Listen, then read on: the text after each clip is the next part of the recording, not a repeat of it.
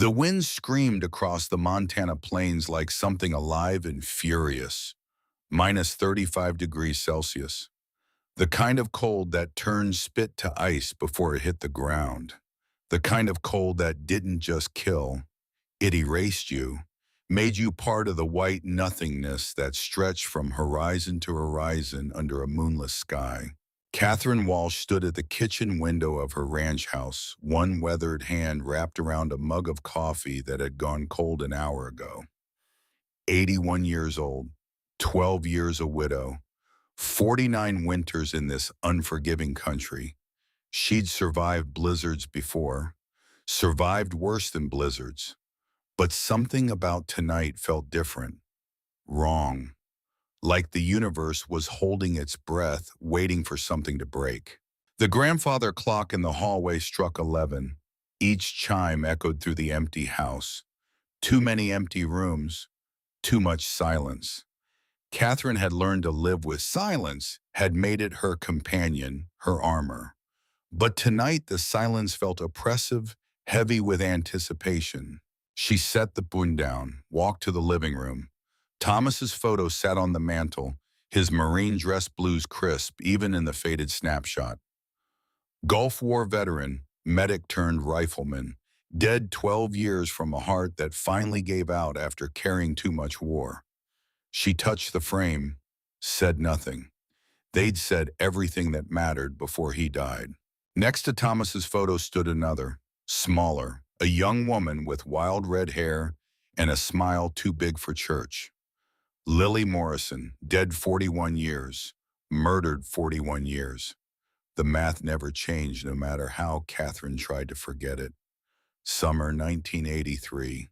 The bikers, the Hells Angels, the alley behind Murphy's Hardware. The morgue photo Catherine had identified through a wall of glass because Lily's face was too broken to recognize otherwise. She turned away from both photos, poured the cold coffee down the sink, made fresh, strong and black the way Thomas used to drink it, the way she'd learned to drink it during the endless nights after he died when sleep felt like betrayal of the living. Outside, the wind howled, changed pitch, dropped to a low moan, then surged again. Catherine frowned. In 49 Montana winters, she'd learned to read wind the way sailors read waves. This wasn't just storm wind, this was something else. Something underneath the storm's voice. A sound that didn't belong. She set down her mug, walked to the window, pressed her face against the cold glass. Nothing but white chaos. The barn was invisible, even though it sat only 50 yards away. The truck buried somewhere in the yard. The world had contracted to this house, this moment, this breath fogging the window. There, again, under the wind's scream, a mechanical sound, an engine, dying, then nothing. Catherine's heart kicked hard against her ribs. No one drove in weather like this, no one with sense, which meant whoever was out there either didn't have sense or didn't have choice. Either way, they were in trouble. She stood at the window for a long moment, 81 years old, alone. Smart thing would be to stay inside. Lock the doors. Let whoever was out there be out there. Not her problem. Not her responsibility. But Catherine Walsh hadn't survived 8 decades by being smart. She'd survived by being stubborn. By doing what needed doing even when every ounce of common sense screamed otherwise. She pulled on Thomas's old military parka. It still smelled like him somehow.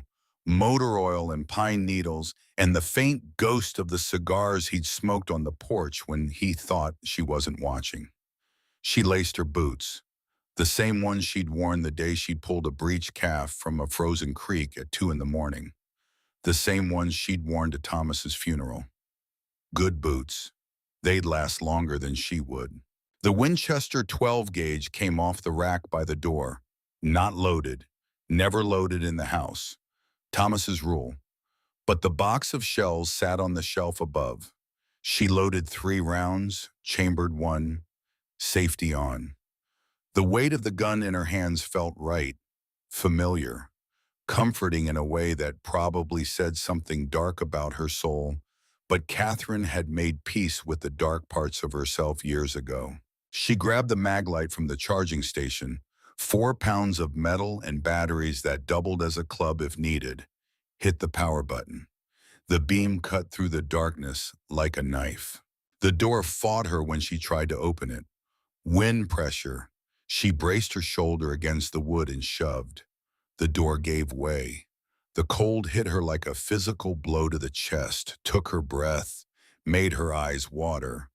The wind tried to rip the door from her hands, but Catherine was stronger, had always been stronger than people expected. She stepped out onto the porch. The world dissolved into white chaos, snow horizontal in the wind.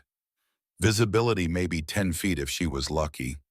The flashlight beam barely penetrated the swirling darkness.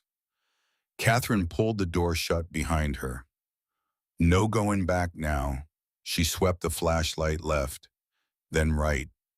The barn was a ghost shape in the storm, the truck invisible. Everything looked wrong. Everything looked the same. The familiar landscape transformed into alien territory. Then she saw it, a track in the snow, fresh enough that the wind hadn't completely filled it yet. Something heavy had moved through here. Recently, moving fast, judging by the scattered spray pattern, then slower, then stopped. Catherine's finger found the Winchester safety, clicked it off. The mechanical sound was loud even in the storm. She followed the track. 20 yards, 50. The wind screamed at her to turn back. Her body screamed at her to turn back. 81 years old in a Montana blizzard tracking God knew what. Insanity. But she kept moving. The track led toward the property edge, where the land dropped away into a shallow gully. A dangerous spot in good weather, potentially fatal in this. Catherine's boots found the edge. She swept the flashlight down. That's when she heard it again. Not wind, not imagination. A sound that didn't belong to the storm. Mechanical, metal cooling, ticking in the cold like a countdown. Then she saw the blood, dark against white. A trail of it leading down into the gully. Arterial spray at first, then a steady drip, then drag marks. "Lord help me," Catherine whispered. The words vanished into the wind. She half ran, half slid down the embankment. Her boots lost purchase. She went down hard on one knee. Pain shot through her leg, but she pushed through it, got back up, kept moving. The flashlight beam dancing ahead of her like a panicked animal trying to find purchase in the chaos. The beam found twisted metal first. A motorcycle. Big, black. Harley Davidson, from the distinctive shape even mangled. Lying on its side like a fallen titan. Chrome scratched, leather saddlebags torn, the engine still ticking as it cooled. Each sound a heartbeat counting down to frozen silence. Then the beam found him. A man, face down in the snow, one leg twisted at an angle that made Catherine's stomach turn, blood matting the back of his head, dark and wet and freezing fast into ice crystals. She knelt beside him, her knees protesting, her hands already numb despite the gloves. She reached for his neck, felt for a pulse through the leather collar of his jacket. For a moment, nothing. Just cold skin and the wind screaming, and Catherine thinking she was too late, that she'd risked her life for a corpse. Then there, weak, thready, but there, a pulse, faint but present, stubborn, fighting. Sir Catherine called over the wind, "Can you hear me?" No response. She tried to roll him over, but he was dead weight. 200 pounds of muscle and leather and motorcycle gear. She managed to turn his head enough to see his face. Weathered, scarred, a thick beard crusted with ice and blood. Late 40s maybe, Hard to tell with men who'd lived hard lives.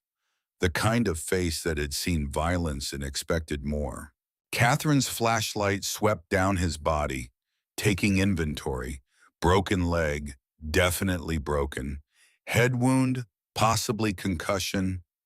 Hypothermia setting in. He was dying, would be dead in an hour if she didn't move him. Would be dead in 2 hours even if she did. The beam found his jacket, caught on something, patches, embroidered. She leaned closer, her breath catching. On the back of his jacket, stitched in red and white thread that seemed to glow in the flash like a beam, letters that burned themselves into her retinas. Hell's Angels. The wind screamed.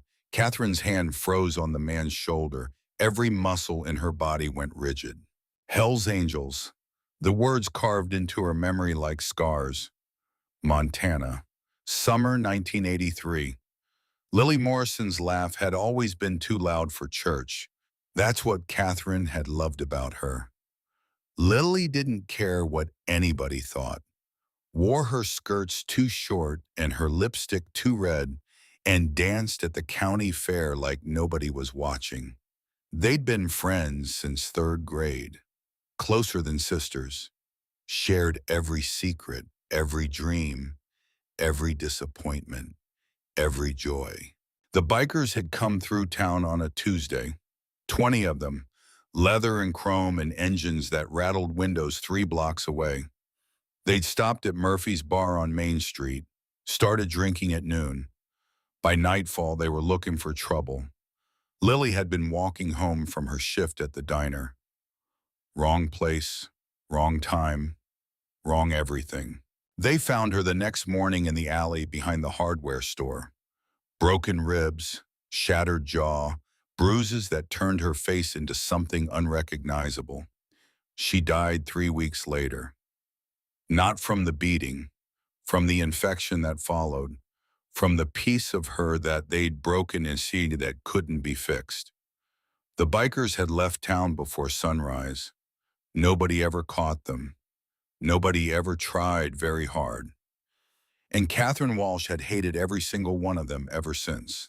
Now, kneeling in the snow beside this Hell's Angel, that hatred burned in her chest like swallowed coals. She could leave him, should leave him. Let the cold do what it did best.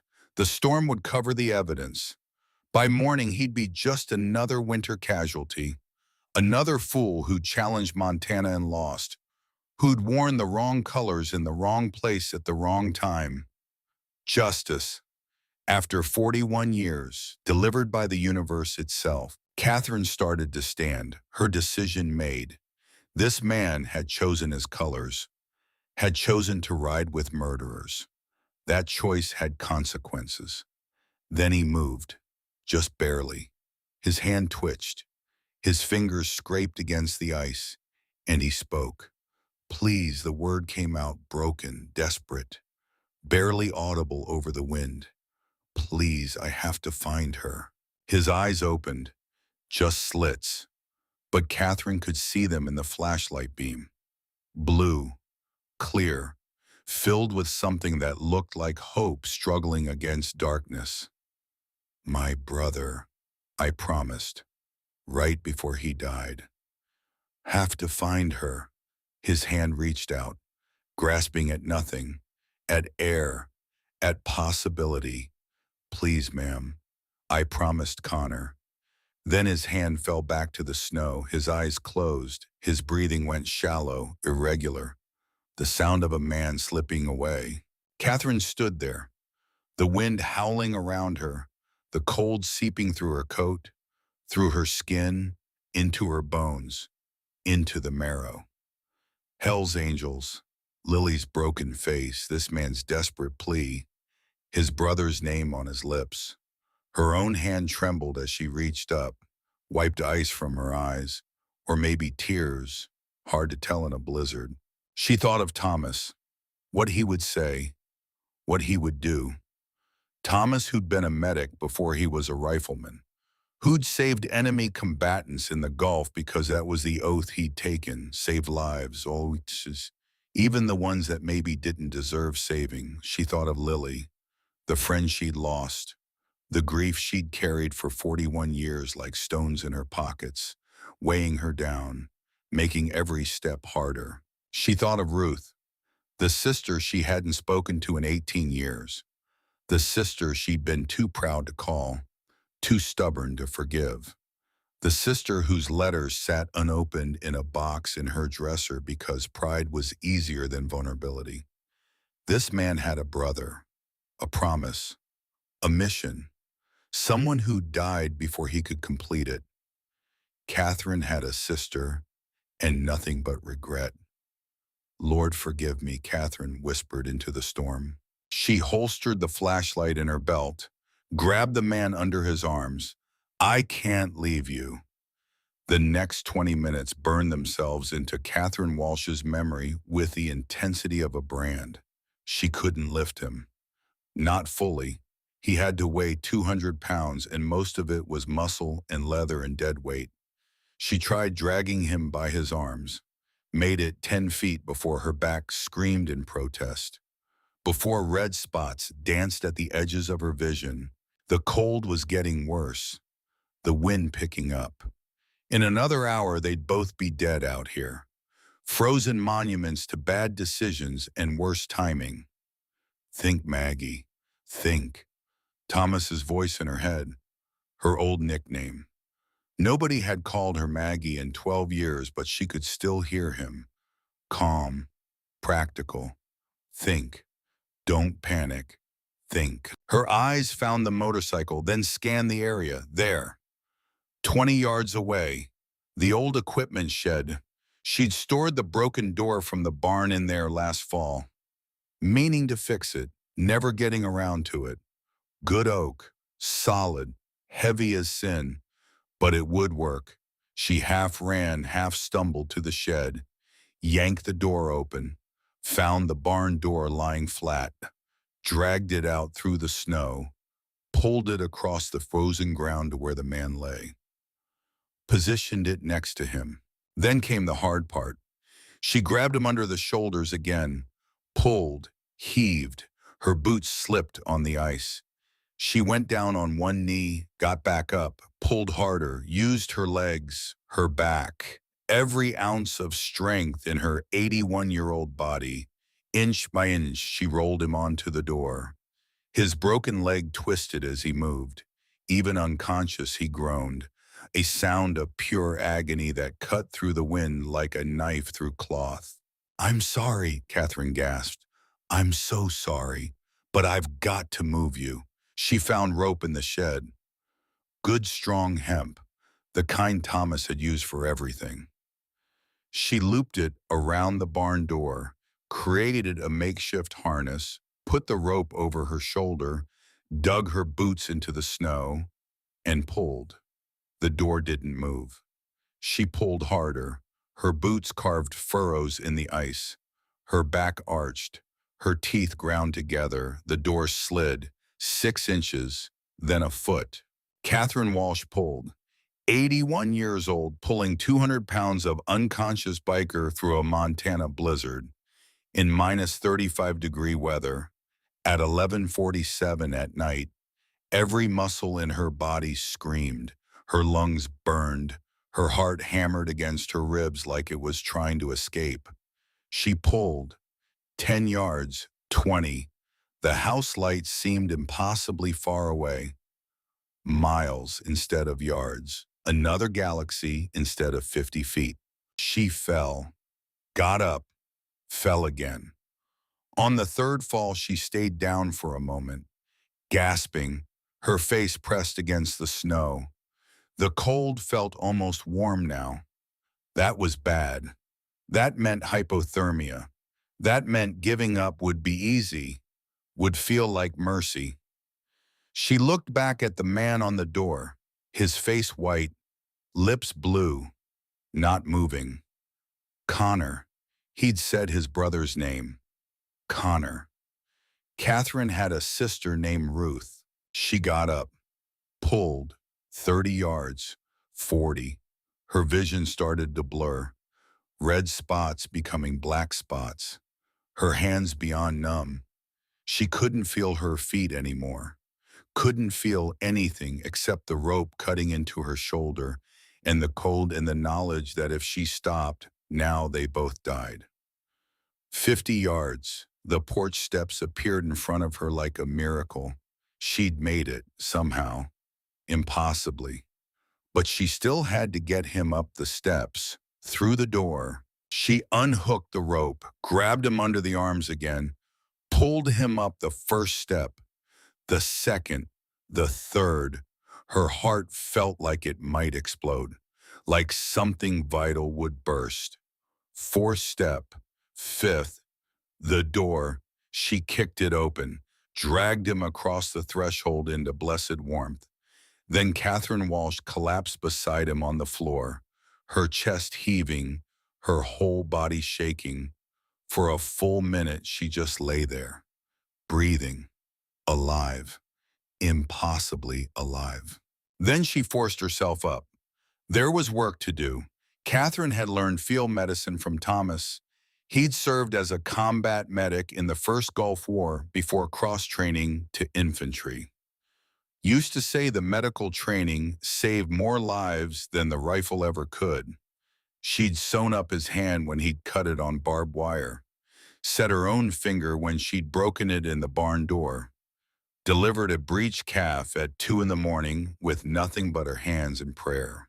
This was different, but the principles were the same. Stop the bleeding, stabilize the injury, prevent shock. She dragged the man across the floor to the fireplace. The fire had burned down to embers, but it still gave heat. She built it back up, adding logs until flames roared. Then she started removing his wet clothes. The leather jacket came first. Hell's Angels. The patch stared up at her from the floor like an accusation, like a test. She tried not to look at it. Beneath the jacket, a thermal shirt, soaked through. She cut it off with her sewing scissors. His body was a map of violence, scars everywhere. A bullet wound in his left shoulder, old, years old, what looked like a knife scar across his ribs, burns on his right arm, a tattoo over his heart. 2 names, Connor and Jake, brothers forever. This was a man who'd lived hard, expected to die harder. She wrapped him in every blanket she owned, then turned her attention to his leg, the right shin clearly broken. She could see the swelling even through his jeans. She cut the denim away carefully, trying not to jar the injury. The break was bad, not compound, thank God, but bad enough, the leg already turning purple. She had splints in the medical kit. Thomas had insisted on keeping a full trauma kit in the house. Montana's a long way from help, he'd said. Got to be ready. She braced the leg as best she could, wrapped it tight.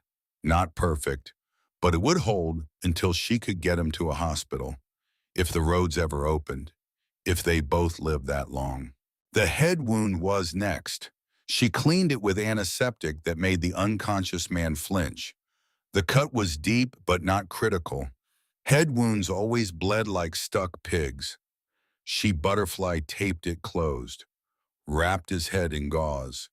Then she covered him with more blankets, sat back on her heels, exhausted.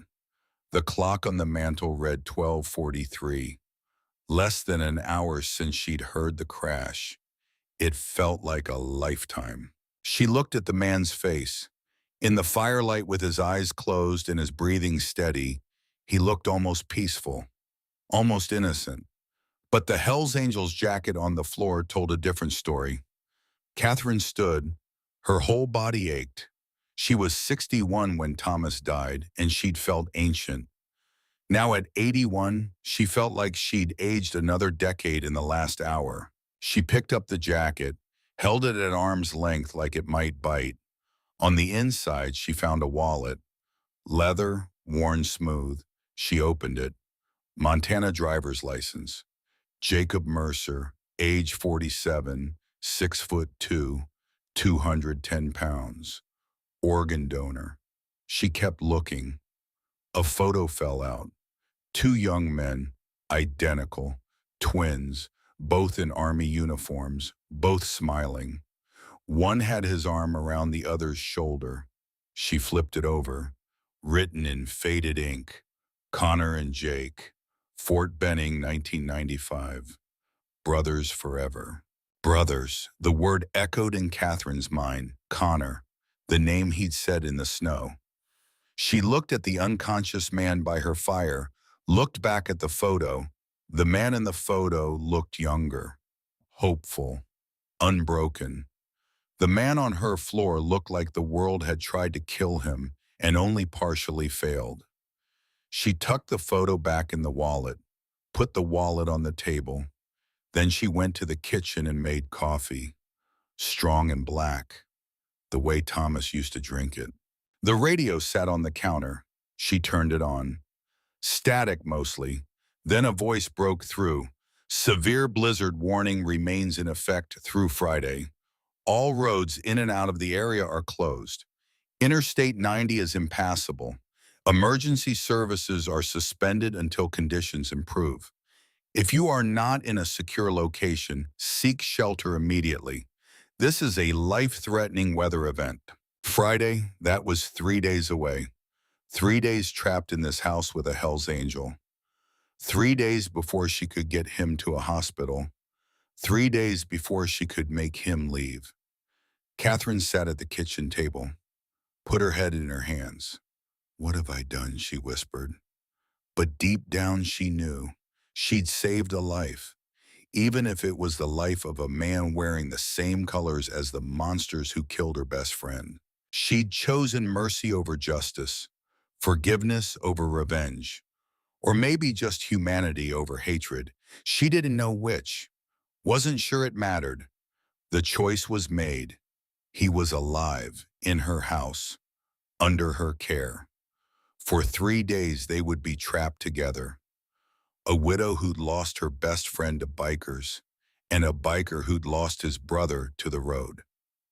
Catherine looked at the fire, at the man wrapped in her blankets, at the jacket with its damning patch. Lord, she prayed, give me strength. Whatever comes next, give me strength.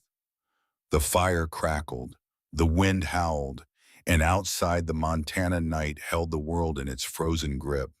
But inside Catherine Walsh's house, two hearts beat, two lives intersected by chance and storm and choice.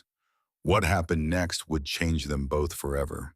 Jake Mercer woke to the smell of coffee and wood smoke. For a moment, he didn't know where he was. Not on the road, not in the clubhouse. Somewhere warm, somewhere that smelled like home. If he'd ever known what home smelled like, he tried to open his eyes. The light hurt.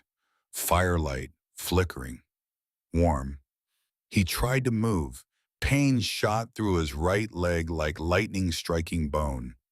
Easy now. A woman's voice, older, firm, the kind of voice that expected to be obeyed. He managed to open his eyes fully. Saw wooden beams overhead, a stone fireplace, a woman sitting in a rocking chair 10 feet away watching him. Old, maybe 80, white hair pulled back in a bun, face lined with years but eyes sharp as broken glass. She held a coffee cup in both hands like it was the only thing anchoring her to earth. Where? His voice came out as a croak. His throat felt like sandpaper. My home, the woman said. You crashed outside. It came back in pieces. The storm, the ice on the road, the motorcycle going sideways, the impact, the cold, the darkness, the certainty that he was going to die. You saved me, he managed. The woman's expression didn't change. Don't mistake this for friendship. Roads are closed. I couldn't move you anywhere else. When the storm ends, you leave. Jake tried to sit up. The pain in his leg made him gasp, made his vision white out for a second. Broken shin, the woman said, splinted it best I could. You need a hospital. How far to town? 42 miles. Roads closed. Radio says storm will last 3 more days. Jake looked around the room, saw his jacket hanging by the door, the Hells Angels patch clearly visible. He looked back at the woman, saw something in her eyes, not fear, not exactly, something colder, something that looked like hatred barely held in check. You saw the patch, he said. It wasn't a question. I did. And you still saved me. The woman stood, set down her coffee cup with deliberate care. I did what needed doing. Doesn't mean I trust you. She walked to the kitchen, came back with a glass of water and 2 pills. Antibiotics, she said, for the head wound. Take them. Jake took the pills, swallowed them dry. His hands shook as he handed back the glass. Thank you, he said. The woman didn't respond, just stood there looking at him like he was a rattlesnake that had crawled into her house.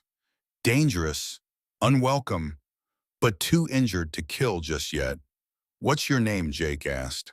A pause, then, Catherine Walsh. People used to call me Maggie. Jake Donovan, he started. I know, the woman interrupted. Saw your license. Jacob Mercer, according to the state of Montana. Jake Mercer, he corrected quietly.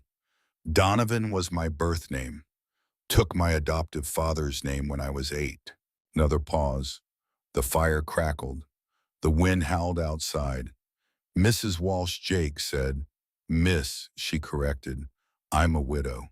Miss Walsh, I know what you're thinking. The jacket, the patch, I know what it means to you. You don't know anything about me. I know you're afraid. I know you're wondering if you made a mistake saving me. I know you've got a shotgun somewhere in this house, and you're thinking about whether you need to use it. Catherine's eyes narrowed. The Winchester's behind the kitchen door, actually. And yes, I'm thinking about it. Jake nodded slowly. Fair enough, but I want you to know something. I'm not here to hurt you. I'm not here to cause trouble. I'm just trying to get to Billings. Why? Jake looked at the fire, saw Connor's face in the flames, always saw Connor's face when he looked at fire, when he closed his eyes, when he dreamed. I'm looking for someone, he said quietly. A woman named Evangeline Rousseau. She helped me and my brother when we were kids. My brother Connor. He died 5 years ago. He wanted to find her, thank her, but he never got the chance, so I'm doing it for him. Catherine was quiet for a long moment. That's a nice story, she said finally. Doesn't change what you are. And what am I? A Hell's Angel. I am, Jake said. Have been for 23 years, but that's not all I am, isn't it? Jake met her eyes, held her gaze. I'm also a man who keeps his promises, a man who's trying to honor his brother's last wish, a man who's grateful to be alive thanks to you. Catherine turned away, walked to the window, looked out at the storm. You'll sleep in the spare room, she said, her back to him. You don't touch my things. You don't go into my bedroom. You don't make me regret this. When the road's clear, you leave. We understand each other. Yes, ma'am. Good. She walked to the hallway, stopped at the door, didn't turn around. There's soup on the stove. Help yourself when you can move. Bathroom's down the hall. Don't bleed on my floor. Then she was gone. Jake lay back down, his head spinning, his leg throbbing, his whole body aching. But he was alive. An 81-year-old woman had dragged him out of a blizzard and saved his life.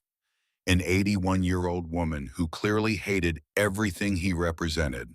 An 81-year-old woman who'd saved him anyway. Jake closed his eyes, and for the first time in 5 years, said a prayer of thanks.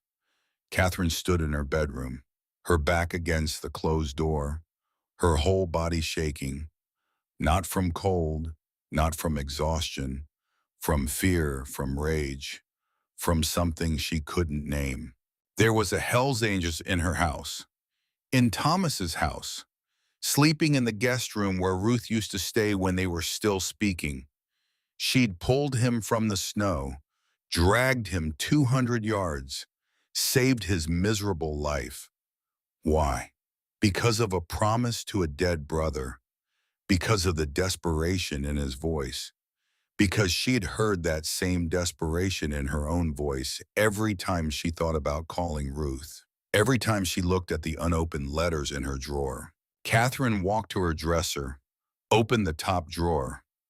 Underneath her nightgowns, she found the box. She hadn't opened it in 9 years. Inside, letters, 20 of them, all unopened, all from Ruth. She'd recognized the handwriting every time, had held each letter in her hands, had come so close to opening them. But pride was a powerful thing. Pride and stubbornness in the belief that if Ruth really wanted to apologize, really wanted to make things right, she'd do it in person. So Catherine had put each letter in the box, told herself she'd open them someday. Someday had never come. Now there was a stranger in her house, a dangerous stranger, a stranger who was looking for a woman named Evangeline, a stranger who'd promised his dead brother he'd find her. Catherine thought about Connor, the twin in the photo, the soldier who died 5 years ago without completing his mission.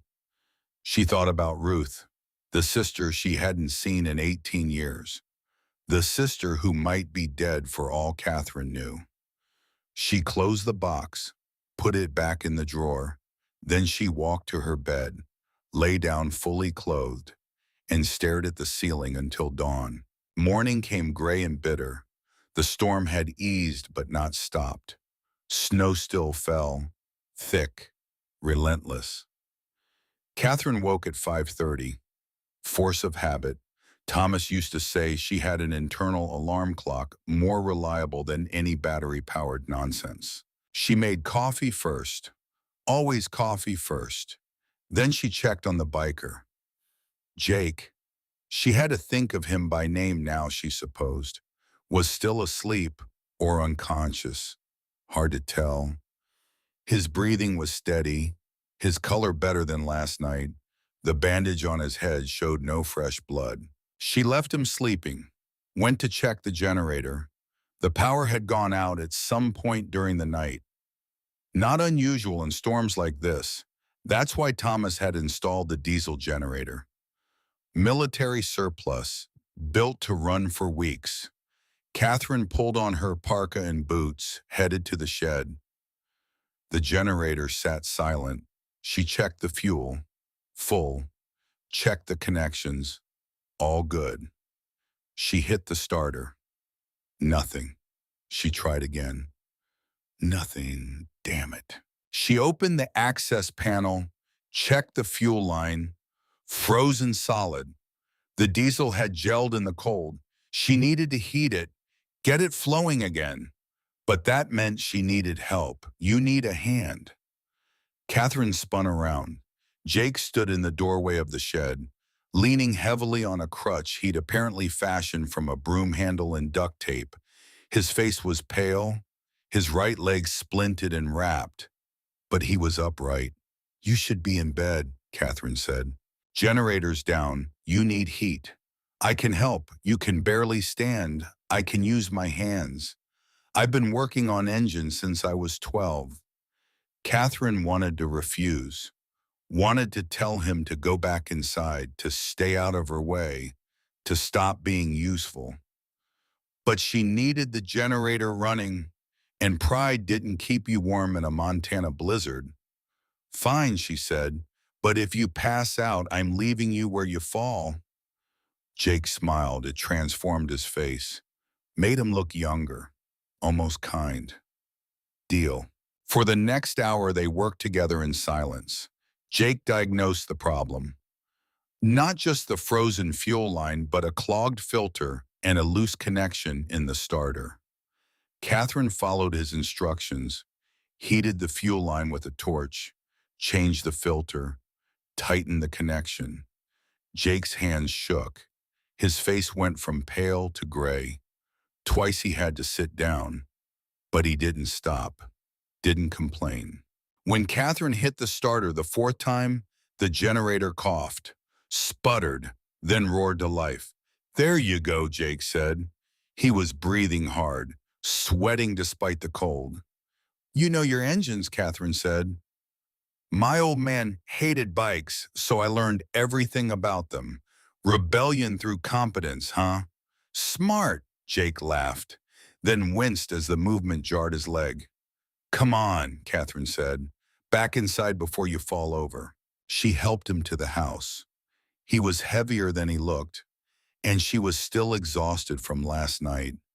But they made it. She got him settled by the fire, made him drink water, made him take more antibiotics. Then she made breakfast, eggs and bacon and toast, real food. The kind Thomas used to say, "Put meat on your bones." They ate in silence. The wind howled outside.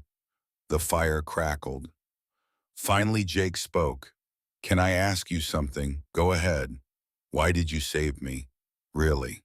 Catherine set down her fork, looked at the fire, at Thomas's photo on the mantel, at the empty chair where Ruth used to sit during Christmas dinners. Because she said quietly a long time ago, "I let pride cost me someone I loved, and I'm tired of paying that price." Jake didn't respond, just nodded slowly. They finished eating. Catherine cleared the plates. As she walked to the kitchen, Jake spoke again. "Miss Walsh, yes, for the food, for the help, for saving my life. I'm grateful." Catherine paused in the doorway. "Don't be grateful yet," she said. "Storm's got 2 more days. Lot can happen in 2 days." The second day brought worse weather. The temperature dropped to -40. The wind picked up. Snow fell so thick you couldn't see 10 feet. Catherine and Jake settled into an uneasy routine. She made meals. He washed dishes with one leg propped on a chair. She tended the fire. He read books from her shelf, mostly westerns and military histories. They didn't talk much, but they existed in the same space without killing each other, which Catherine supposed was progress. That afternoon, while Jake was napping, Catherine found herself looking at his wallet again, at the photo of the twins, Connor and Jake. She thought about Ruth, about the letters in her drawer. Before she could talk herself out of it, she went to her bedroom, opened the drawer, took out the box, 20 letters, 18 years of silence. She picked one at random, postmarked 2010, 9 years ago. Her hands shook as she opened it. The handwriting was Ruth's, a little shakier than Catherine remembered, but definitely Ruth's. "Maggie, I know we haven't spoken in 9 years since Dad died, and we fought about the ranch. I've been too proud to reach out, but I'm sick now. The doctors say maybe a year left. I don't want to die with this anger between us. You were right about the ranch. It was Dad's legacy, and I was selfish to ask you to sell it. I see that now. Can we talk before it's too late? I miss you, sister. Love, Ruth." The letter was dated April 15th, 2010. 9 years ago, Ruth had been sick, had asked to talk, and Catherine had never opened the letter, had never known. She opened another letter, this one from 2012. "Maggie, still hoping you'll call. The doctors were wrong. I'm still here. Stubborn like you, I guess. I drove by the ranch last month. Saw you in the garden. You look so much like Mama. It made my heart hurt. I wanted to stop, wanted to knock on the door, but I was afraid you'd slam it in my face. Love, Ruth." Another letter, 2015. "Maggie, I came by the ranch again today. Watched you fixing the fence. You're so strong, always have been. I'm not. I need to tell you I'm sorry. I need to hear you say it's okay. but I can't seem to make myself walk up those steps. Why is it so hard to say 3 words? I'm sorry. I love you, sister. Ruth. Catherine's hands shook so hard she dropped the letters. They scattered across her bed like fallen leaves. Ruth had tried, had come to the ranch, had wanted to reconcile, and Catherine had never known. Because she'd never opened the letters. Because she'd been too proud, too stubborn, too stupid. She sat on the bed and cried. Deep, wrenching sobs that came from a place so far down she'd forgotten it existed. She cried for Lily, for Thomas, for the years she'd lost with Ruth, for all the pride and anger and waste. She didn't hear Jake hobble to her doorway. Didn't know he was there until he spoke. Miss Walsh. She looked up, tears streaming down her face, letters scattered around her. Jake stood in the doorway, leaning on his makeshift crutch, his face full of concern. Are you okay? Catherine tried to speak. Couldn't. Just shook her head. Jake hobbled into the room, sat down carefully on the edge of the bed, his broken leg extended awkwardly. What happened? Catherine handed him one of the letters, watched him read it. When he finished, he was quiet for a long moment. Your sister, he asked gently. Catherine nodded. 18 years. We haven't spoken in 18 years. And her voice broke. She tried. She came here. She wrote. And I never knew because I never opened them. Jake picked up another letter. Read it, then another. She loves you, he said finally. That's clear in every word. I know. And I threw it away. I threw her away because I was too proud to. She couldn't finish. Jake put his hand on her shoulder. The touch was gentle, careful. Miss Walsh, Maggie, can I tell you something? She nodded, unable to speak. My brother Connor and we didn't speak for 5 years, 2005 to 2010. 5 years. We were both too stubborn to make the first call, both waiting for the other one to apologize first. He paused, looked at the photo in his wallet that he'd pulled from his pocket.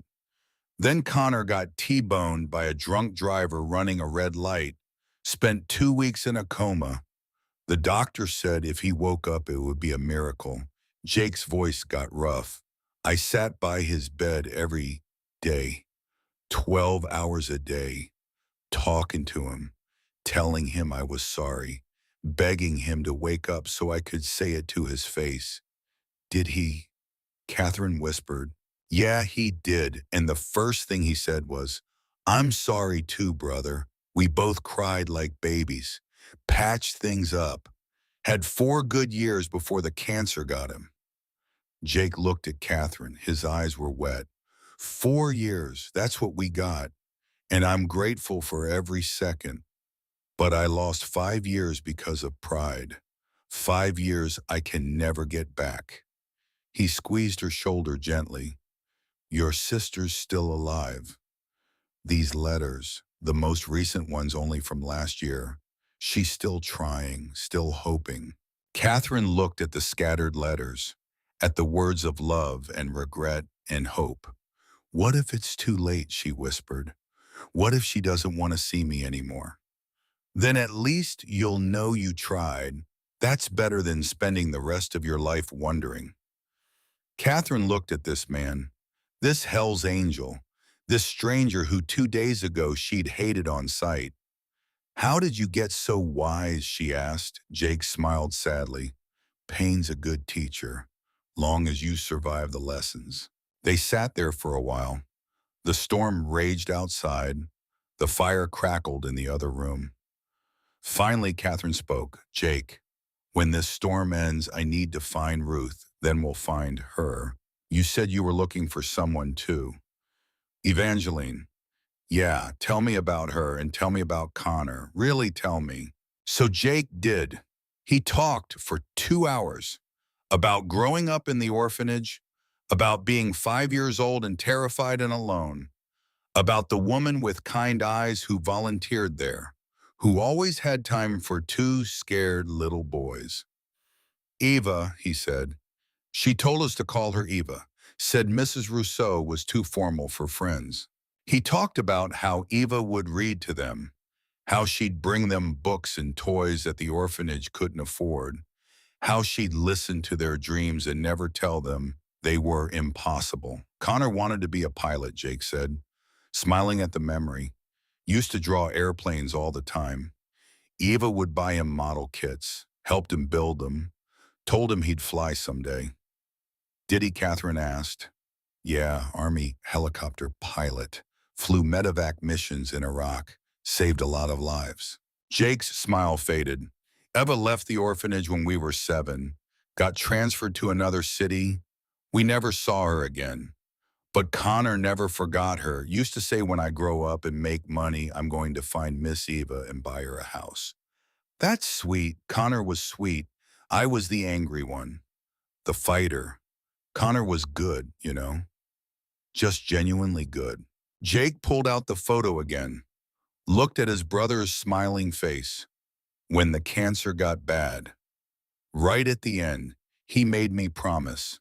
Find Eva, he said. Tell her she mattered. Tell her she made a difference. That was his last request. And you've been looking for 5 years. Yeah. Evangeline Rousseau's not a common name, but it's not rare either. I've chased down dozens of leads. Wrong Evas. Dead Evas. Evas who never worked at orphanages. Jake's voice got softer. But 2 months ago I found a record. A volunteer registry from a children's home in Billings. Evangeline Marie Rousseau. Right age, right time frame. Current address listed in Livingston. 40 miles from here. That's where you were going when you crashed. Yeah. Catherine was quiet for a moment. Then she stood up. We're going to find her, Jake. When this storm ends, we're finding Eva, and we're finding Ruth together. Jake looked up at her, this 81-year-old woman who'd saved his life, who'd listened to his story, who'd decided to trust him despite every reason not to. Why help me, he asked. Catherine looked at the letters on her bed, at Thomas's photo on the dresser, at the window where the storm still raged. Because she said, you remind me that it's not too late for either of us. The morning of the 3rd day, the storm finally broke. The wind died. The snow stopped. By noon, the sun was out, turning the landscape into a blinding expanse of white. Catherine turned on the radio. Roads are being cleared. Interstate 90 should reopen by this evening. Emergency services have resumed. Anyone requiring medical assistance should. She looked at Jake. He was standing by the window, looking out at the clear sky. Roads will be clear soon, she said. Yeah. You need a hospital. That leg needs proper treatment. I know. Neither of them moved. Finally, Jake turned from the window. Miss Walsh? Maggie? I want to ask you something. Go ahead. Come with me to find Eva. And then we'll find Ruth together. Catherine's heart beat faster. Jake, that's a lot to ask. I barely know you. I know, but... He struggled for words. 3 days ago, you were a stranger who hated what I represented. Now you're the person who saved my life, who listened, who understood. He took a breath. I think we were meant to meet. I think Connor and Ruth and Eva and all of it. I think it's connected somehow. I can feel it. Catherine thought about the letters, about 18 years of silence, about pride and regret and second chances. Okay, she said. Jake blinked. Okay, we'll get you to a hospital first. Get that leg properly treated. Then we find Eva. Then we find Ruth. A smile spread across Jake's face. Don't smile yet, Catherine said. We don't know what we'll find. Eva might not want to see you. Ruth might slam the door in my face. Maybe, but at least we'll have tried. Catherine nodded. Least we'll have tried. 6 hours later, Thomas's rebuilt truck sat in the driveway. engine running, exhaust puffing white in the cold air. Jake sat in the passenger seat, his leg elevated on a pile of blankets, his Hells Angels jacket back on. "I earned this patch," he'd said quietly when Catherine had looked at it. "I'm not ashamed of it." Catherine didn't argue.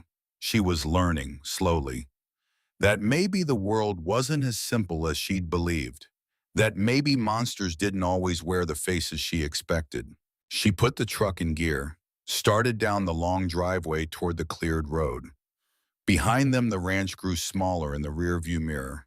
Ahead, the sun was setting, painting the snow gold and pink. "Maggie," Jake said. "Yeah, whatever happens. I'm glad I crashed outside your house." Catherine smiled. "That's a strange thing to be glad about." "Maybe, but it's true." They drove in comfortable silence for a while. Then Catherine spoke. "Jake." "Yeah, I'm glad too." The truck rolled on through the Montana twilight, carrying two people who'd been strangers 4 days ago, two people who'd saved each other, two people on a mission to honor the past and maybe, just maybe, save the future.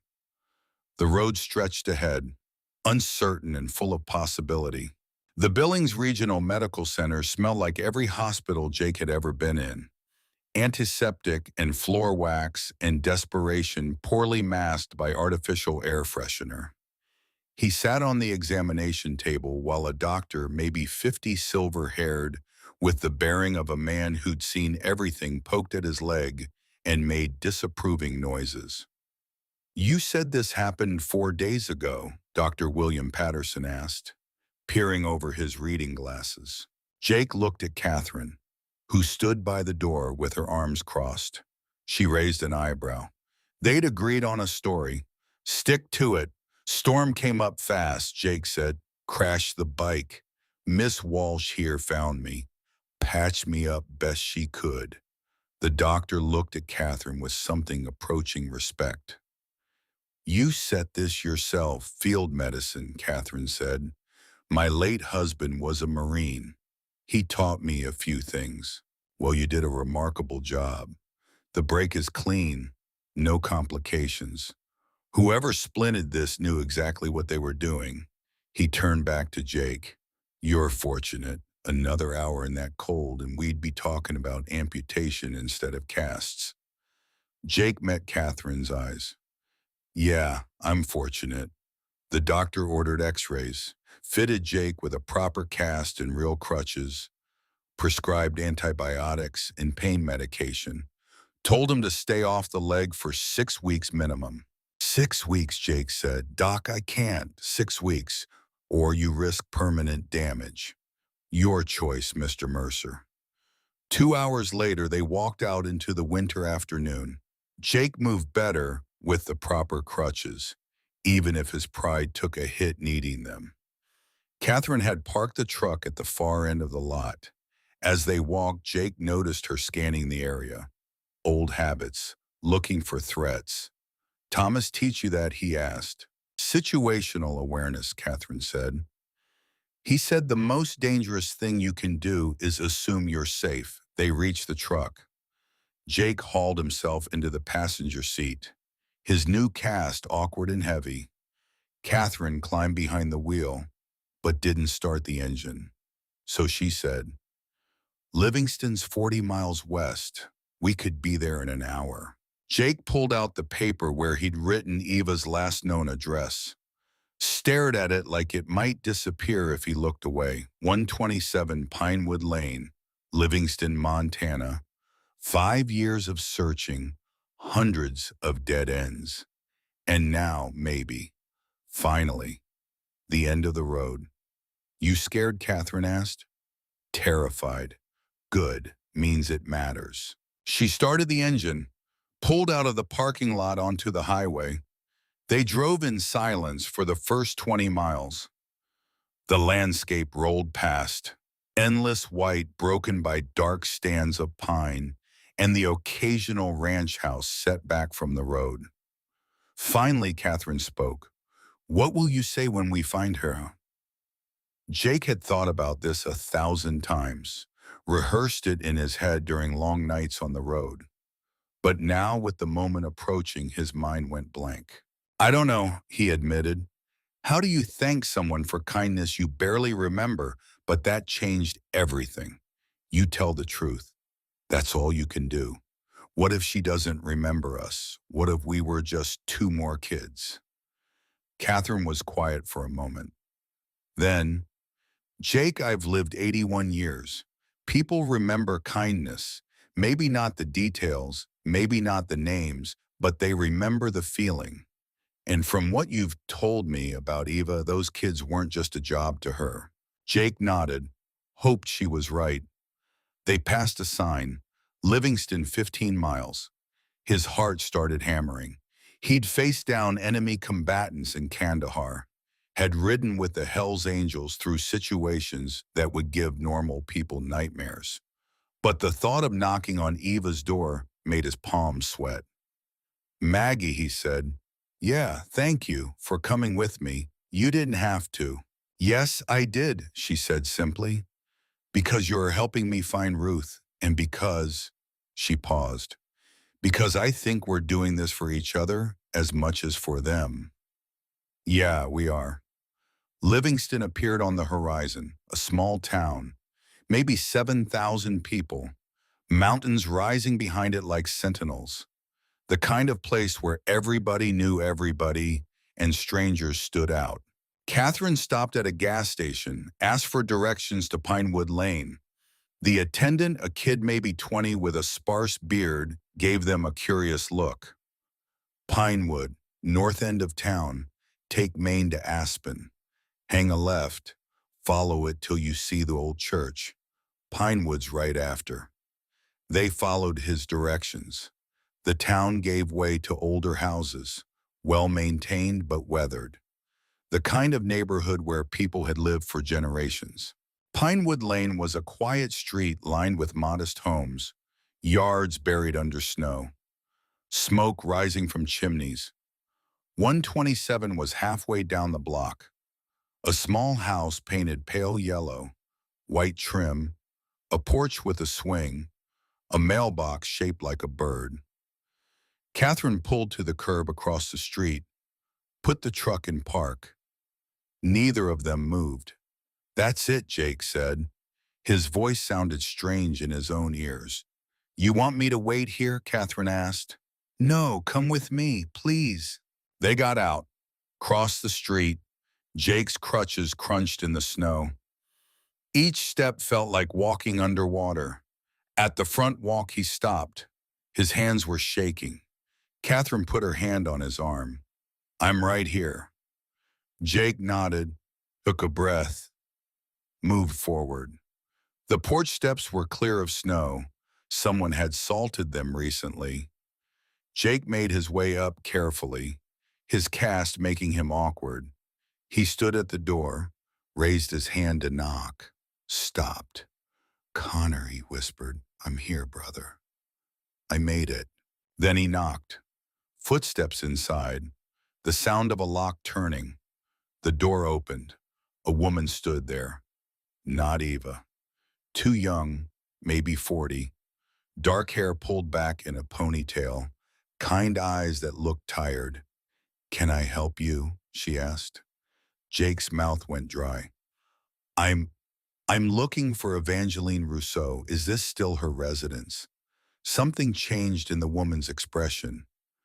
Sadness flickered across her face. I'm Beatrice, Eva's daughter. Can I ask what this is about? Was, past tense. The word hit Jake like a punch to the gut. I'm Jake Mercer, he managed. My brother Connor and I.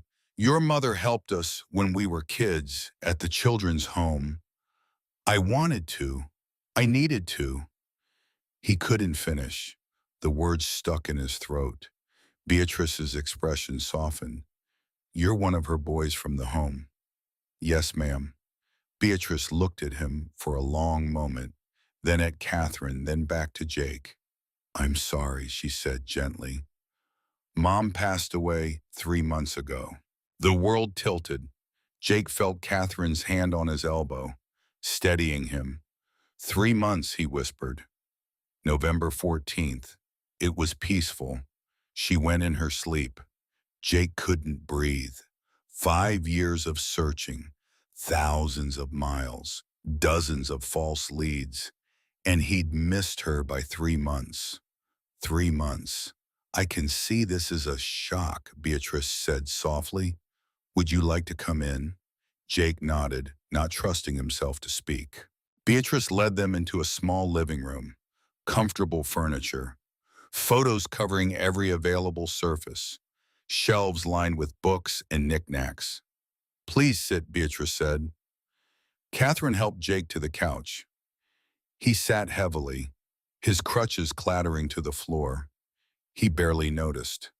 Beatrice sat across from them. Can I ask, which boys were you? Mom helped so many children over the years.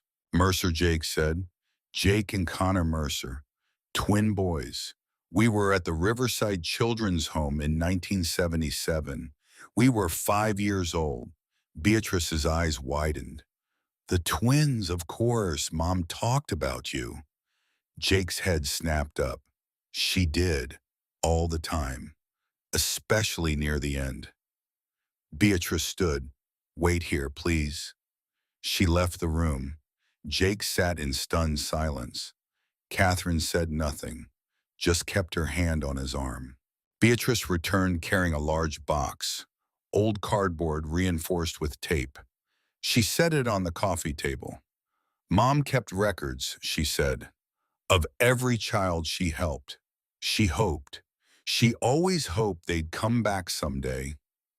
She opened the box. Inside, file folders, dozens of them, organized by year.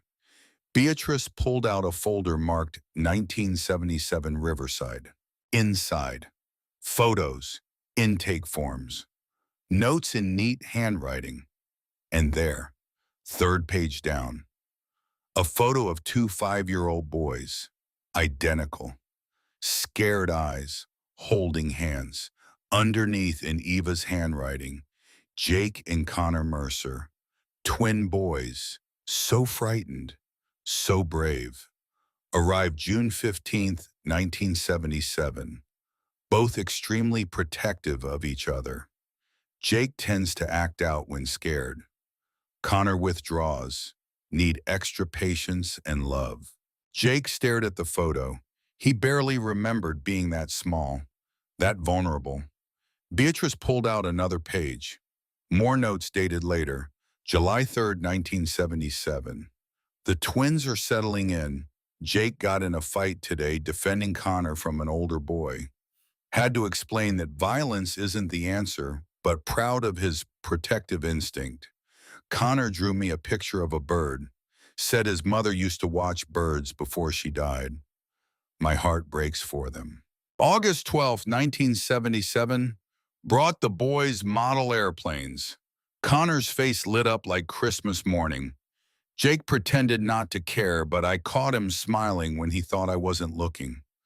These boys have been through so much. I pray they find a good home. I pray they remember they are loved. Jake's vision blurred. Tears ran down his face unchecked. Catherine's hand tightened on his arm. Beatrice continued pulling out pages, years of notes.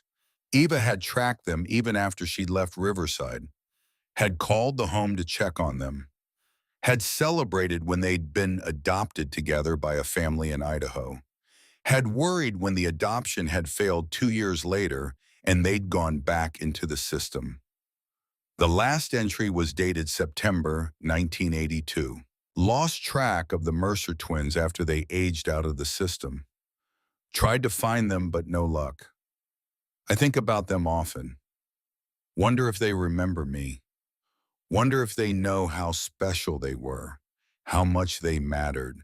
I pray they're safe. I pray they're together. I pray they know they were loved. Jake put his face in his hands and sobbed. All these years, he'd wondered if they'd mattered to Eva, if they'd been more than just two more forgotten kids. And here was the proof, pages of it, years of caring, of remembering, of love. Catherine wrapped her arm around his shoulders. Let him cry. Beatrice waited quietly until the storm passed. Finally, Jake looked up, his voice raw. You have no idea what this means. There's more, Beatrice said gently. She reached into the box again, pulled out an envelope, addressed in Eva's handwriting. Connor Mercer, if he ever comes back. Jake's hand trembled as he took it. When did she write this, he asked. Last year, after her diagnosis. She wrote letters to several of her kids, the ones she remembered most clearly. She told me to keep them, in case anyone ever came looking. Jake turned the envelope over in his hands. Connor's name. Connor, who died 5 years ago. Connor, who'd never get to read this. May I, Jake asked. Of course. It's yours. Jake opened the envelope carefully. Inside, 2 pages of lined paper covered in Eva's careful script. He read aloud, his voice breaking. Dear Connor, if you're reading this, it means you came back. I always hoped you would. I want you to know you were never just another child to me. You and Jake were special. Your smiles lit up the darkest days at Riverside. Your fierce love for each other reminded me why I did this work. I'm sorry I couldn't stay. I'm sorry I couldn't adopt you both like I wanted. The home needed me elsewhere, and I was young and believed I could help more children if I moved. I regret that decision. You two needed stability and I left. But not a day went by that I didn't pray for you. I prayed you found love, found purpose, found peace. I prayed you and Jake stayed together, stayed brothers, stayed true to each other. If you became half the man I know you could be, then this world is better for having you in it. You had such kindness in you, Connor, such gentleness, such hope. The world needs people like you. I hope you learned to fly. I remember how you loved airplanes, how you drew them on every piece of paper you could find. I hope you got to touch the sky. Thank you for remembering me. Thank you for coming back. Thank you for letting me know that I mattered to you, because you mattered so much to me. With all my love. Eva Rousseau, P.S. Tell Jake I remember him too. Tell him his fierce protectiveness was never a flaw. Tell him the world needs warriors who fight for the people they love. Tell him I'm proud of the man he became. The silence stretched. Jake folded the letter carefully, held it against his chest. He wanted to come, he said finally. Connor, he talked about finding you for years, but life got in the way. The military, deployments, then the cancer. He died 5 years ago, never got the chance. I'm so sorry, Beatrice said. He was the good one, Jake continued. I was the screw-up, the angry one, the one who joined a motorcycle club and spent 23 years riding from town to town, never belonging anywhere. Connor was the hero, Army pilot, saved lives, made a difference. He looked at Catherine, and I'm the one who survived. How's that fair? Catherine met his eyes. Jake, you survived because Connor wanted you to, because someone had to complete this mission. Someone had to come here and let Eva know she mattered. But she's gone. I'm too late, no, Beatrice said firmly. Both Jake and Catherine looked at her. You're not too late, Beatrice continued. Mom died not knowing if any of her kids remembered her, not knowing if she made a difference. Yes, you're too late to tell her in person, but you're not too late to honor her memory. She stood, walked to a shelf, took down a photo album. Mom worked with children for 42 years. Thousands of kids passed through her programs. But these, she opened the album. These were her special ones, the ones she never forgot. Page after page of photos, children of all ages, some smiling, some scared, some angry, all saved by Eva's kindness. And there on page 7, the photo from the file, Jake and Connor at 5 years old. Underneath, Eva had written, "My twin boys. I pray they found each other again." "We did," Jake whispered to the photo. "We stayed together until the end, Eva. We stayed brothers." Beatrice closed the album. "Mom would want you to know that you mattered, that you weren't forgotten, that the scared little boy who fought to protect his brother grew up to be a man who keeps his promises." She pulled out one more item from the box, a wooden cross, simple, handmade. This was Mom's. She wore it every day. "I'd like you to have it, for Connor." Jake took the cross. It was warm from Beatrice's hand, smooth from years of wear.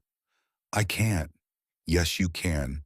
Mom would want one of her boys to have it. And since Connor can't be here, you'll carry it for him." Jake closed his fist around the cross. They talked for another hour. Beatrice showed them more photos, told them about Eva's life, her work, her faith, her unshakable belief that every child deserved love. When they finally stood to leave, Beatrice walked them to the door. "Jake," she said, "can I tell you something?" "Of course." Mom used to say that the children she helped were angels in disguise, that they taught her more about love than she ever taught them. You and Connor, you were part of her purpose, part of her joy. Jake embraced her, the stranger who was somehow family. Outside, the sun was setting, the temperature dropping. Catherine and Jake walked to the truck in silence. Jake got in, sat there with the cross in one hand and Eva's letter in the other. "I'm sorry," Catherine said quietly. "She remembered us," Jake said, his voice filled with wonder and grief. "All these years I thought we were just two more kids." "But she remembered." "Of course she did. You mattered to her." Jake looked at the house, at the warm light in the windows. "I wish Connor could have known that. We mattered, that she never forgot us." "He knows," Catherine said with certainty. "Wherever he is, he knows." She started the truck. "Where to now?" Jake looked at her. "Now we find Ruth. Your turn." Catherine's hands tightened on the steering wheel. "Jake, after what just happened, we don't have to." "Yes, we do. We made a deal, and more than that. I need to see this end better than mine did. I need to see you get your chance." Catherine was quiet for a long moment. Then she pulled out one of Ruth's letters. The return address visible: 42 Larkspur Avenue, Bozeman, Montana. "Bozeman's 90 miles east," Catherine said. "We could be there by 8. Then let's go. Jake, it's getting late. We should find a motel. Start fresh tomorrow." "Maggie, every day you wait is another day you don't know. Another day of wondering. I just lost my chance. Don't lose yours." Catherine looked at the letter, at Ruth's handwriting, at 18 years of silence condensed into a few pieces of paper. "Okay," she said. "Bozeman." She pulled onto the highway heading east. The sun sank behind them, painting the sky orange and purple. Jake settled back in his seat. He felt hollowed out, like someone had scooped out his insides and left him empty, but also strangely at peace. He'd done it. He'd kept his promise to Connor. He'd found Eva, had learned that they'd mattered, that they'd been loved. It wasn't the ending he'd hoped for, but it was an ending, and sometimes that was enough. He closed his eyes, let the rumble of the road lull him. When he woke, it was dark. The truck was stopped. "Where are we?" he asked, his voice thick with sleep. "Bozeman," Catherine said. She sounded tense. He sat up, looked around. They were parked on a residential street. Nice houses. Established neighborhood. Catherine pointed to the house that matched the address on the letter. 42 Larkspur Avenue. But something was wrong. The house was dark. Not just lights off dark, empty dark. The driveway bare, no car, no signs of life, and in the front yard, a sign. For sale. No. Catherine whispered. Jake grabbed his crutches. Stay here, I'll check. Jake, your leg. I'm fine. He got out, made his way to the front porch, knocked on the door. Nothing. He tried the knob, locked. He peered through the window. Empty rooms, no furniture, no people. He made his way back to the truck. Catherine's face was pale in the dashboard lights. She's gone. We don't know that. Maybe she just moved. Or maybe she's dead. Maybe I waited too long and now she's gone and I'll never. Stop, Catherine, hey? Jake said firmly. We're not giving up. He looked at the for sale sign, saw the realtor's name and number. Tomorrow morning, first thing we call that number. We find out where Ruth went and we find her. What if they won't tell us? Privacy laws, Jake, they can't just, then we'll figure something else out. But we're not quitting. Catherine slumped in her seat. All the strength seemed to drain out of her. I'm too late, she said, just like you were too late for Eva. Maggie, Jake took her hand. Look at me. She did. I was 3 months too late to see Eva alive, but I wasn't too late to learn the truth. To know she remembered us, to honor her memory, even if Ruth is. He couldn't say it. Even if she's gone, you can still find out what happened. You can still make peace with it. I don't want to make peace with it, Catherine said, her voice breaking. I want to tell her I'm sorry. I want to hug her. I want my sister back. I know. And we're going to do everything we can to make that happen. But right now we need rest. We need food. We need to think clearly. He was right, and Catherine knew it. She was exhausted. They both were. She drove to a motel on the edge of town, a mom and pop place called the Ponderosa Inn. 2 rooms available. The clerk, an elderly man with kind eyes, checked them in without comment.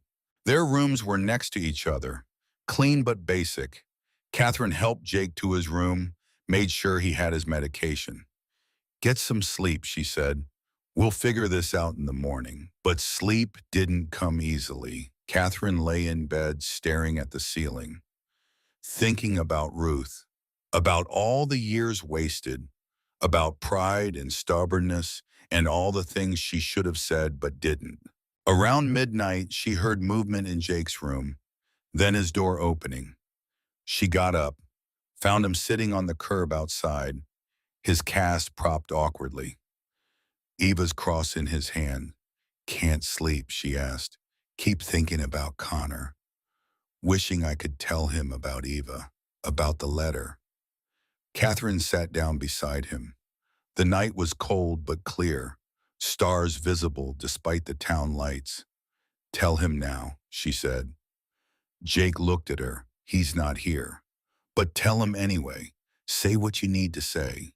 Jake was quiet for a long moment. Then he looked up at the stars. Connor, he said softly, I found her brother, I found Eva. And you were right. She did remember us. She loved us. You weren't just imagining it. His voice got stronger. She kept notes about us.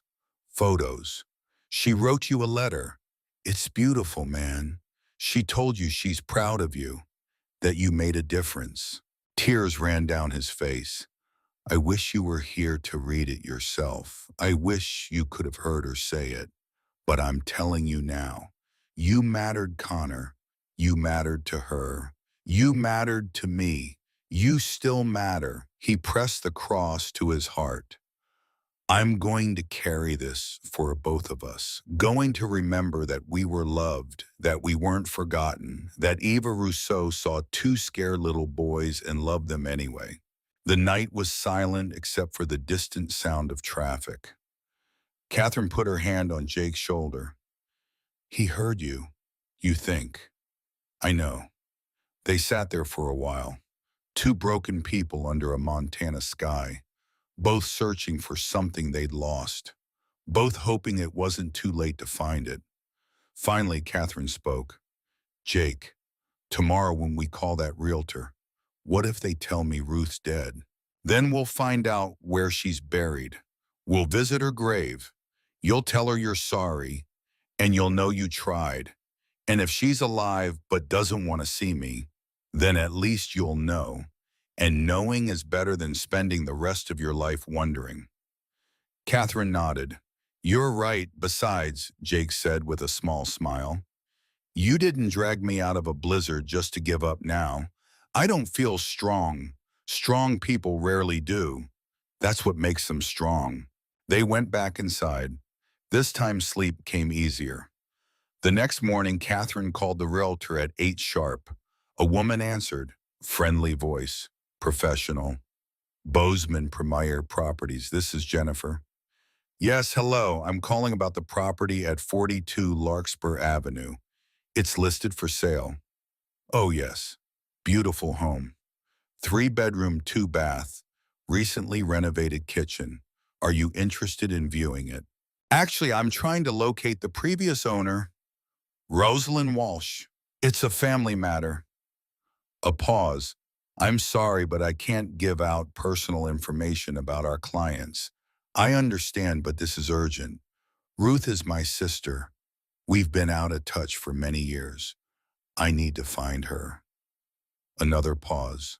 Longer this time. Ma'am, I really can't. Look, I'm sorry, but privacy laws. Please, Catherine said, her voice broke. Please, she's my baby sister. I haven't seen her in 18 years. I need to tell her I'm sorry. I need to know she's okay. Silence on the other end, then a sigh. I could lose my license for this, Jennifer said quietly. But hold on. The sound of typing, pages rustling. The property was sold 8 months ago. The seller was Rosalind Walsh, age 78. Forwarding address, more typing. Missoula, 1847 Cottonwood Drive.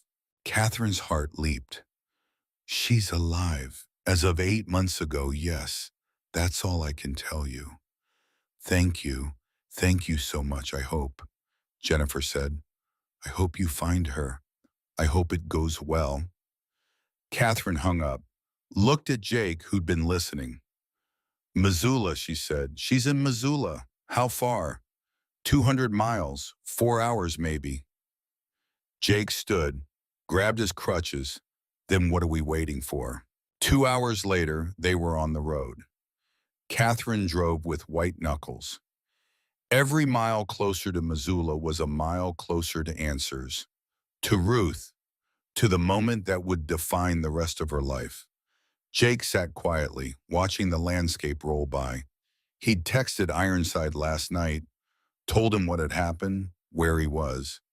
Ironside had responded simply, do what you got to do, brother. We're here when you need us. The Hells Angels weren't just a club to Jake.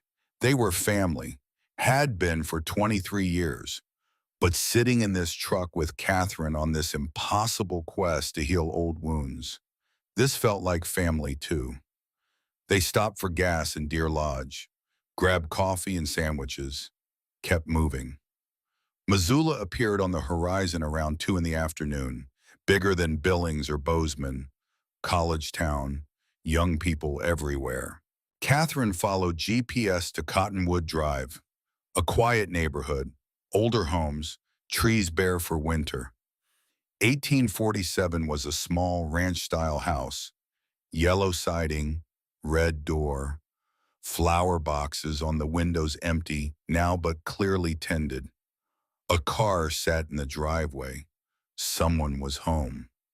Catherine pulled to the curb, put the truck in park, then sat there. Frozen. I can't, she whispered. Jake, I can't do this. Yes, you can. What if she slams the door in my face? What if she tells me to leave? What if she's been waiting 18 years for you to knock? Jake countered. What if she's sitting in there right now hoping for exactly this? Catherine looked at the house, at the red door, at the possibility of redemption on the other side. Will you come with me, she asked, all the way to the door. They got out, walked up the sidewalk together, Jake's crutches clicking on the concrete. At the door, Catherine paused. Her hands shook as she reached for the doorbell. You've got this, Jake said quietly. Catherine pressed the button, heard the chime inside. Footsteps, slow, careful. The door opened, and there stood Rosalind Walsh. 78 years old, white hair cut short, thinner than Catherine remembered, wearing a cardigan over a simple dress, reading glasses on a chain around her neck. The sisters stared at each other. 18 years collapsed into a single moment. Maggie. Ruth's voice was barely a whisper. Ruthie. Catherine opened her mouth to speak, but Ruth stepped back, her face going pale. Ruth started, her voice shaking. I don't know if I can forgive you. The words hit Catherine like a physical blow. Ruth, Catherine started. You never called, Ruth said, her voice gaining strength. 18 years, Maggie. I wrote you 20 letters. I came to the ranch 5 times. I stood outside watching you work, and you never even tried. Tears streamed down Ruth's face. I was sick. Did you know that? I had cancer. I wrote you, told you I might die, and you never even opened the letter. Catherine's legs went weak. Jake's hand steadied her. I know, Catherine whispered. I know, and I'm so sorry. Sorry doesn't give me back 18 years, Ruth said, but her voice was softer now, wavering. You're right, Catherine said. It doesn't, and I can never make up for that. But Ruthie, I'm here now. I opened your letters, all of them, and I know I'm too late. I know I don't deserve your forgiveness, but I had to try. The sisters stood there, 2 old women separated by a threshold and a lifetime of hurt. Then Ruth spoke, her voice barely audible. I'm not dead yet. Catherine looked up. What? The cancer. It's gone. Been in remission 9 years. I'm not dead yet, Maggie. Tears poured down Catherine's face. I thought you might be. Well, I'm not. Ruth's face softened. I'm stubborn, like you. She stepped forward, put her hand on Catherine's cheek. I've been waiting 18 years for you to knock on this door. Then she pulled Catherine into her arms. The sisters held each other and cried. 18 years of pain and regret and love poured out in that embrace. Jake stepped back, gave them space, his own eyes wet. Finally, the sisters separated, both crying, both smiling. Come in, Ruth said. Please come in. She looked at Jake. Both of you. They went inside. The house was warm, lived in, photos on every wall, books on every surface. Ruth made tea. Her hands shook as she poured. They sat in the living room, Catherine and Ruth on the couch, holding hands like they were afraid to let go. Jake in a chair, quiet, bearing witness. How did you find me? Ruth asked. Your letters, Catherine said. I finally opened them, and Jake here. He helped me track you down. Ruth looked at Jake, really looked at him. You saved my sister's life. She saved mine first, Jake said simply. Then your family, Ruth said. Anyone who takes care of Maggie is family to me. Jake ducked his head. I appreciate that, ma'am. Ruth, she corrected. Call me Ruth. The afternoon turned to evening.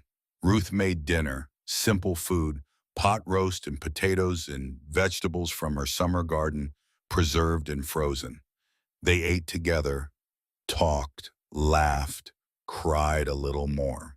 They talked for hours about their father's death, about the fight over the ranch, about Ruth's life, her late husband Gerald, who'd passed 10 years ago, her work as a librarian, the garden she tended in summer, the letters, the visits to the ranch, the years of wanting to reconcile but not knowing how. I drove by the ranch last month, Ruth said, right before Christmas. The place looked so lonely, so empty, and I thought maybe you'd moved, maybe you'd sold it after all. Never, Catherine said. That ranch is my home, Dad's legacy, our legacy. And Ruth, she took a breath. It's your legacy too. It always was. I should have shared it with you instead of hoarding it. I didn't want the ranch mags. Not really. I just wanted to feel like I mattered as much as it did. You matter more. You always did. I was just too blind to show it. Ruth started crying again. Catherine joined her. Jake stood quietly.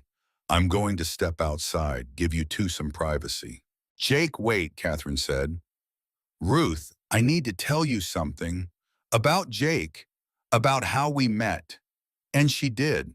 She told the whole story, the storm, the crash, finding Jake in the snow, dragging him to safety despite hating what he represented, the 3 days trapped together, the journey to find Eva. He gave me the courage to find you, Catherine finished. He showed me it's never too late. Ruth looked at Jake with new eyes.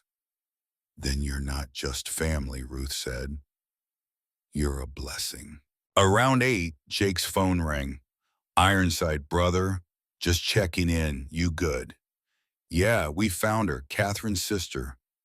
They're together now. Good, real good. Listen, the club's planning to ride through Montana next week. Thought maybe we'd swing by. Pay our respects to the woman who saved your ass. Jake looked at Catherine and Ruth, at two sisters reunited after 18 years. I'd like that, he said. I'd like that a lot. He hung up, looked at the sisters. Maggie, how would you feel about some visitors at the ranch next week? The club. Catherine hesitated. Remembered Lily, remembered her hatred of bikers. Then she looked at Jake, at this good man who wore colors she'd once despised, who'd helped her find her sister, who'd shown her that people were more than their patches in their past. They're welcome, she said. All of them, Jake smiled. As night fell, Ruth insisted they stay. She had a guest room and a couch that pulled out to a bed. Jake took the couch despite Ruth's protests. He was used to sleeping rough. A pull-out couch was luxury.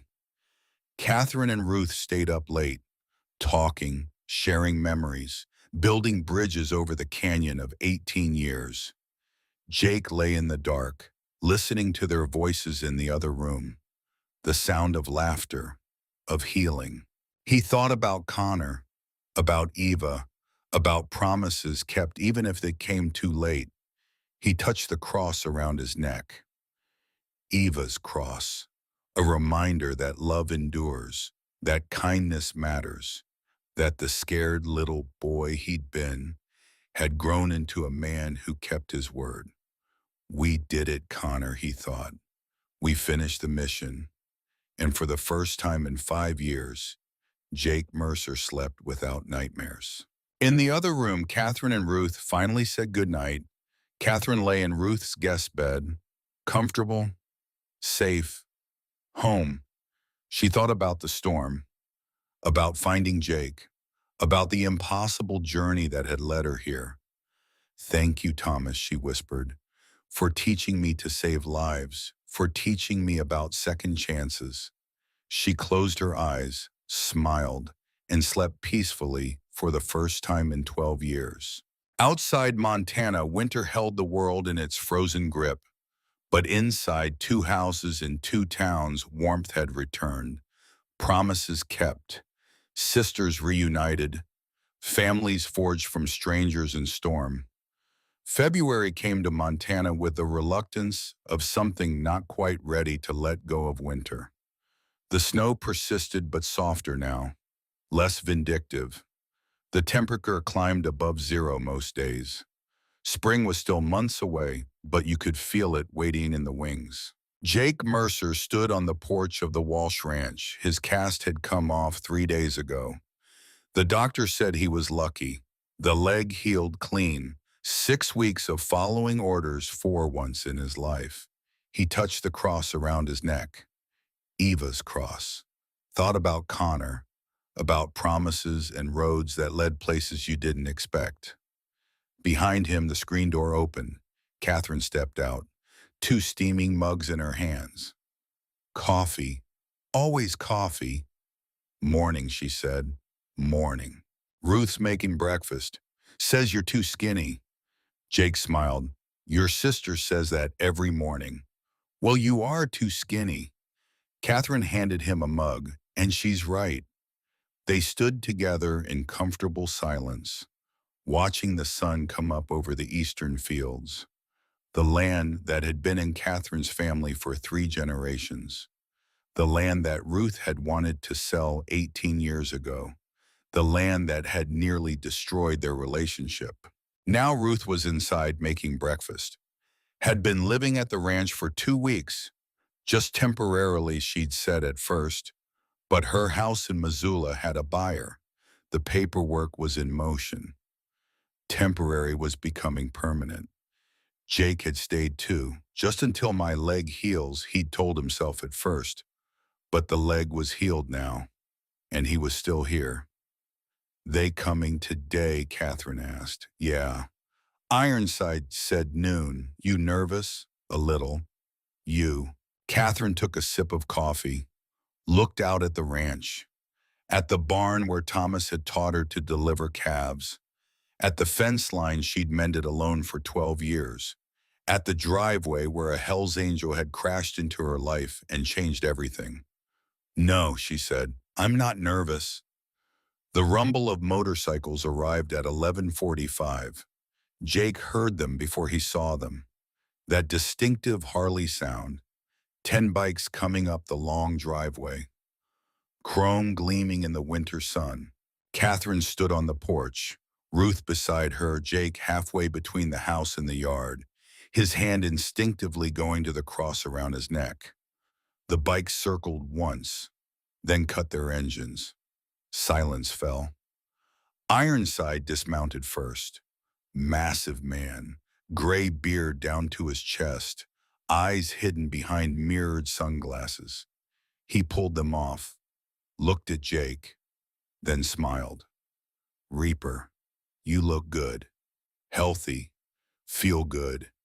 They embraced hard the way men do when words aren't enough. The other riders dismounted. Hammer, Doc, Redbone, Cisco, Snake, Ghost, Wrench, Tiny, Mouse, Jake's brothers, his family for 23 years. Ironside turned to Catherine and Ruth, pulled off his bandana, held it respectfully in his hands. Ma'am, he said to Catherine, I'm Ironside, president of the Montana Hells Angels. This is my crew. Catherine stepped forward, small, white-haired, 81 years old, facing down 10 bikers without a trace of fear in her eyes. Margaret Walsh, she said, this is my sister Rosalind. Welcome to our home. Ironside nodded slowly. We came to pay our respects, ma'am, for saving our brother, for giving him shelter, for showing him kindness when you had every reason not to. I did what needed doing, Catherine said. No, ma'am, Ironside said. You did what good people do. There's a difference. He reached into his jacket, pulled out a folded piece of leather, a vest, black, different from the ones the men wore, no bottom rocker, no territory markings, just the winged death head, the Hells Angels logo, and underneath, stitched in white thread, Maggie, friend of the club. Ironside held it out. In our world, ma'am, this means something. Means you're under our protection. Means anywhere you go, any Hell's Angel sees this patch, they'll treat you like family. Because that's what you are now. Catherine stared at the vest, at the patch she'd hated for 41 years, at the colors that had represented everything evil in her world since the day they found Lily in that alley. Jake held his breath. Slowly, Catherine reached out, took the vest. I never thought I'd wear these colors, she said quietly. You earned them, Ironside said simply. Catherine looked at Jake, at the cross around his neck, at the man who'd shown her that people were more than their worst moments, more than their mistakes, more than their patches. She put on the vest. It hung loose on her small frame, but somehow it looked right. Ironside smiled. The honor's ours, ma'am. Ruth stepped forward. Well, if you boys are going to be family, you might as well come inside and eat. I made enough food for an army. The bikers followed her into the house, big men in leather and denim filling Catherine's kitchen with their presence. But they were gentle, respectful, called both women ma'am, wiped their boots before coming inside, helped set the table. They ate together. Roast beef and mashed potatoes and green beans from Ruth's garden last summer, preserved and frozen, fresh bread, apple pie. The bikers told stories about rides and close calls and brothers they'd lost, about the code they lived by, loyalty, brotherhood, protection. Catherine listened, and slowly she began to understand. These weren't the men who'd killed Lily. These were men who'd built a family from nothing, who'd found belonging in a world that had rejected them. Not so different from her, really. After dinner, Jake and Ironside walked outside. The other bikers were checking their bikes, preparing for the ride back. You're staying, Ironside said. Not a question. Yeah, for a while longer anyway. She's good for you, the old lady, both of them. Jake smiled. They are. You look different, brother. Settled, like you found something you didn't know you were looking for. Jake thought about that. Maybe I did. Ironside pulled out a cigarette, offered one to Jake. Jake shook his head. He'd quit smoking the day he'd woken up in Catherine's house. The club's always there, Ironside said, when you're ready to come back. But Jake, brother, if this is where you need to be, we support that. Family supports family even when it means letting go. I'm not leaving the club, Jake said. Aren't you? Jake was quiet. He'd been thinking about it, about what came next, about the road and the ranch, and the life he'd lived versus the life he could live. I don't know, he admitted. That's honest. Ironside took a drag, exhaled smoke into the winter air. Connor would want you to be happy, wherever that is. I know. And Reaper, for what it's worth, I think you found your place. Right here. The bikers left an hour later, engines roaring, leather gleaming. They circled the yard once in salute, then disappeared down the long driveway. Jake stood with Catherine and Ruth watching them go. Nice men, Ruth said. They are, Jake agreed. Catherine said nothing, just looked at the vest in her hands, at the patch she'd never thought she'd wear. Thomas would have liked them, she said finally. Jake smiled. Yeah, I think he would have. That night after Ruth had gone to bed, Jake and Catherine sat on the porch. The sky was clear, stars visible. The kind of night that made you believe in something bigger than yourself, Catherine said. Can I ask you something? Anything. What are you going to do when there's no reason to stay? Jake had been asking himself the same question for 2 weeks. I don't know, he said honestly. The club is my family, has been for 23 years. But this place, you and Ruth, It feels like family, too. You can have both, you know. Visit us. Go back to the club. You don't have to choose. Don't I? Catherine was quiet for a moment. What do you want, Jake? Really want? Jake looked out at the dark fields, at the barn where he'd been helping Catherine with repairs, at the fence line he'd mended last week, at the garden plot where Ruth wanted to plant vegetables come summer. I want what Connor never got, he said quietly.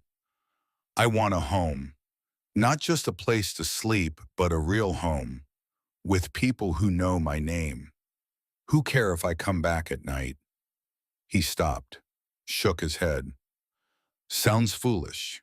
No, Catherine said. It sounds human. She stood, put her hand on his shoulder. Jake Mercer, you saved my life as much as I saved yours. You gave me back my sister. You showed me that forgiveness is possible. That family is what you make it, not just what you're born into. She squeezed his shoulder. This ranch has been empty too long, lonely too long. If you want a home, it's here, for as long as you want it. Jake's throat tightened. Maggie, I can't just... You can. Thomas built this place to be a home, not just for us, for anyone who needed it. He'd want you here. I want you here. And I think Connor would want it too. Jake looked up at her, this woman who'd dragged him from a blizzard, who'd taught him about second chances. Thank you, he managed. Thank me by staying, Catherine said. Then she went inside. Jake sat alone in the dark, thinking about roads and homes and the difference between running and arriving. He pulled out his phone, texted Ironside, I'm staying, retiring from the road. Hope you understand. The reply came fast. I do, brother. You earned your rest. Come visit when you can. We'll always have a place for you. Jake looked at the message for a long time. Then he typed back, thanks for everything. That's what brothers do, Ironside replied. Now go live your life. You've earned it. Jake put the phone away, sat under the Montana stars, and felt for the first time since Connor died like he could breathe. Spring came slowly to Montana, but it came. The snow melted, the fields turned from white to brown to green. Catherine and Ruth and Jake fell into a rhythm, working together, living together, becoming something that looked a lot like family. Ruth sold her house in Missoula, moved into the ranch permanently, took over the guest room that had sat empty for 18 years, made it hers, hung curtains, brought her books, her photos, her life. Jake took the small room off the kitchen, the one Thomas had used as an office, painted it, put up shelves, made it home. They worked the ranch together. Catherine managed the business side. Ruth handled the house. Jake did the physical work, mending fences, repairing the barn, maintaining equipment, all the things Catherine had been struggling to do alone. The Hells Angels visited twice more that spring, each time staying for dinner, talking with Catherine and Ruth like old friends. The second time Ironside pulled Jake aside. Brother, I need to make it official. You're retiring from the club. No more runs. No more mandatory meetings. You're done. Jake nodded slowly. I understand. But Ironside continued. You're still a Hells Angel. That doesn't change. You earn that patch. You keep it. And if you ever need us, we're there, always. He handed Jake a new patch, retirement rocker, to go on the bottom of the jacket. Retired with honor. Jake read. They embraced. Long, hard. Be happy, Ironside said. That's all Connor would want. I am, Jake said. For the first time in my life, I really am. One afternoon in late April, Catherine took Jake to the cemetery. Small, local, most of the graves old, weathered headstones marking lives long over. Lily Morrison's grave was in the back corner under a cottonwood tree. The headstone simple. Lily Rose Morrison, 1951 to 1983. Gone too soon. Forever loved. Catherine knelt. Placed flowers on the grave. Wildflowers. Lily's favorite. Heidi, she said softly. It's been too long. I'm sorry. Jake stood back, giving her space. I've been angry at the men who did this to you, Catherine continued. At the world for taking you. At myself for not being there to protect you. She touched the headstone. I let that anger make me hard, Dee. Made me hate people I didn't know. Judge them for wearing the same patches as the men who hurt you. She looked back at Jake. But I met someone, a biker, a Hell's Angel, and he showed me something. Showed me that people are more than their worst moments. That redemption is possible. That family comes in unexpected forms. She smiled through tears. You would have liked him, Dee.